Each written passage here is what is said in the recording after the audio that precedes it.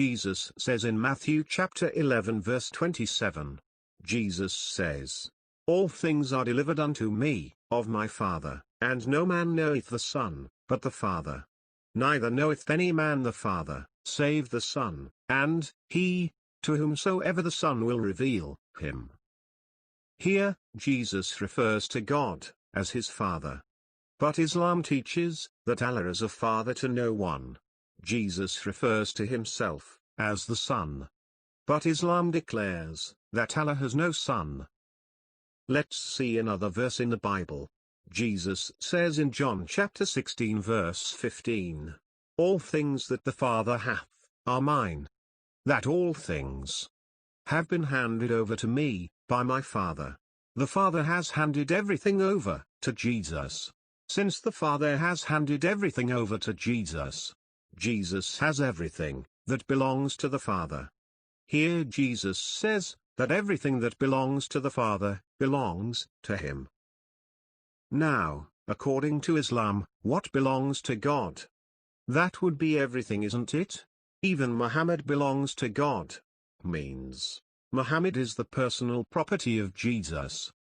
But if Muslims tried to tell us that Jesus was wrong, or that he was lying, or mean something else, when he said that everything that belongs to God belongs to him, then Islam is false, because according to Islam, Jesus was a messenger of God who spoke the truth, God's word.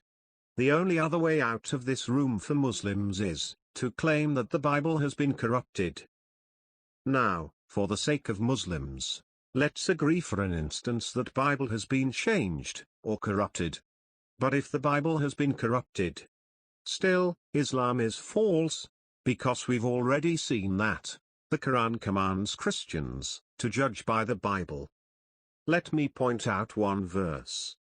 According to the Quran, no one can corrupt God's word.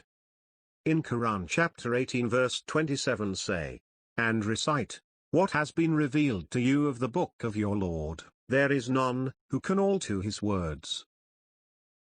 Here's the dilemma that destroys Islam. There are only two possibilities.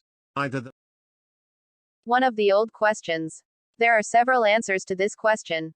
But before any answer, one should try to understand Torah, and according to the understanding of Muslim commentaries on sacred Torah, n.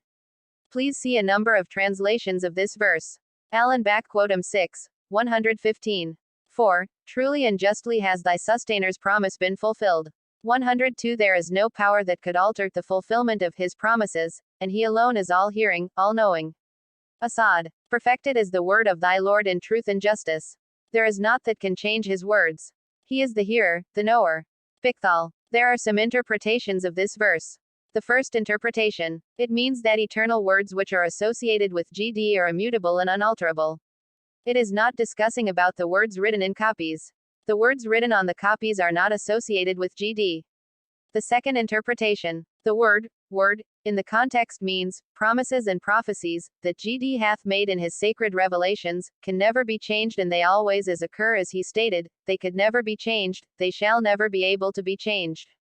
That means that no one can force GD to change his promises which he did make. Third interpretation. If a change is made in the words or sentences of GD, they cease to be words of GD immediately.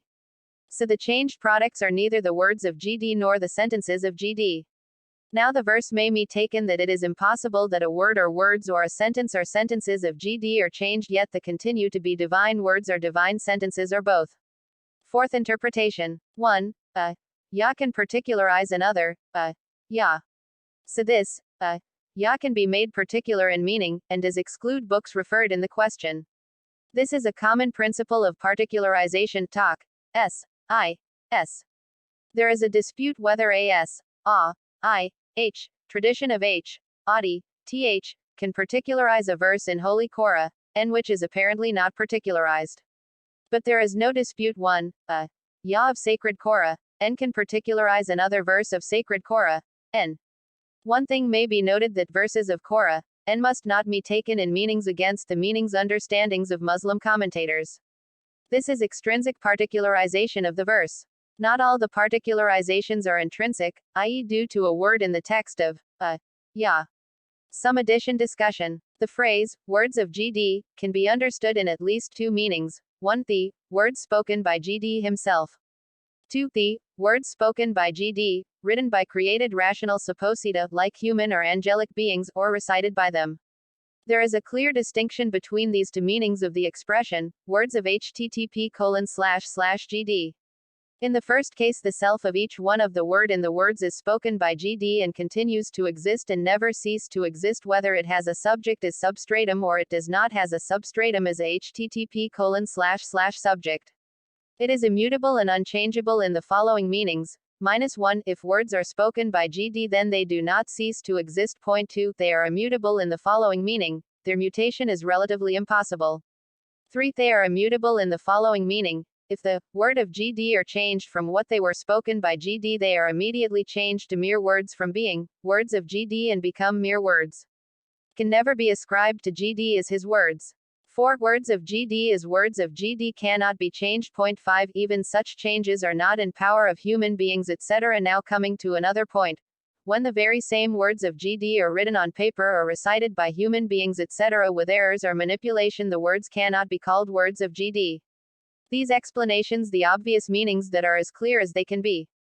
To take the meaning that this verse is talking about the copied words of GD or words recited by human beings, etc., is just a twisting of the very obvious meaning. There is naught that can change his words. Which words? Those which are spoken by GD himself, or those which are recited by created human beings, etc. Or written by them, or both? The obvious answer is those which are spoken by God himself. Perhaps it is due to some misconception about the meaning of the word change. Change means that same something should be different now from what it was previously. Aquinas Thomas says such a change is impossible in the very self of the word that was spoken by GD himself. But such a change is not impossible in the recitation of divine words by human beings, etc., or writings copying of human beings, etc. For example, suppose that GD did speak in the beginning, let there be universe. Suppose that the universe came in existence immediately or simultaneously as GD did speak the sentence. Now this sentence which is spoken by GD himself did not get annihilated just after GD spoke it. Once spoken, it continued to exist and never ceased. No one created human being has the power to change this sentence and the words which constitute the sentence spoken by GD. But the very same words and the sentence, when they were written on paper, they were distorted, so the resultant sentence is not the sentence of GD, and the words constituting the distorted and manipulated sentence are not the words of GD. Similarly, if the manipulated text is read by human beings, etc., the text is not the divine sentence and the words in the text of recitation are not the divine words. However, if the very same text of the sentence is written by humans, etc., or is recited by them only, then the written or the recited text of the sentence can be called sentence of GD or words of GD. Epilogue. 1. If the word of GD are changed from what they were spoken by GD, they immediately be changed to mere words from being words of GD and become mere words, can never be ascribed to GD as his words. 2. There is a difference between words spoken by GD himself, and recitation or writing of words spoken by GD, by human or angelic beings, etc. 3. This verse is not speaking about the copies of divine words made by human beings, etc., or recitations of divine words by human beings, etc. 4. To say that it is saying so is nothing but a twisted interpretation of the simple meaning. 5. This verse is silent about the copies and recitations. To compel the verse to speak about which it is silent through a twisted interpretation or by a twisted way is a distortion of the pure and clear meaning of the verse.